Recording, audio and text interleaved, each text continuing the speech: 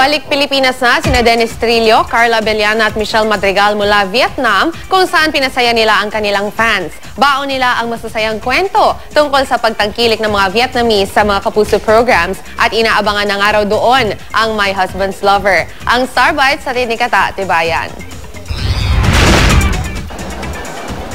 All smiles sina Carla Abellana, Michelle Madrigal at Dennis Trillo nang magbalik bansa mula Vietnam. Nakisaya ang tatlo sa anniversary celebration ng Today TV, isang network sa Vietnam kung saan ipinapalabas ang shows ng Kapuso Network.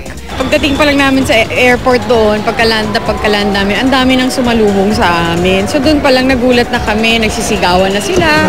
Sa mga posters, kung nagpapapicture, kada sa kotse na kami, kinakatok kami. So parang hindi kami umalis ng bans. Ang saya namin nila Carla kasi ang dami naming fans na Vietnamese. Na-weird ako kasi naglalakad ako bigla may mga Vietnamese. Michelle, ayun, an actress from the Philippines. So, sobrang ang sarap lang ng feeling.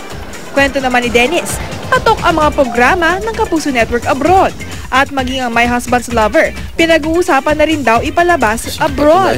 Next week, mag-uusap yata sila para yun na nga, ayusin na may palabas din yung My Husband's Lover. Kwento naman ni Carla, ang tawag nga raw sa kanya ng fans, Lali, base sa pangalan ng karakter niya sa My Husband's Lover.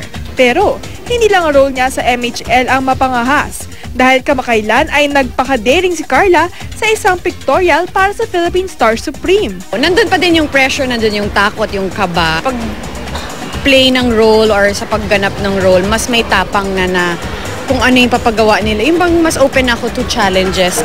Approve naman kaya rito ang BF ni Carla na si Jeff Eigenman.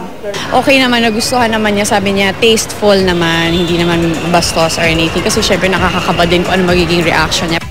Katatibayan, GMA News.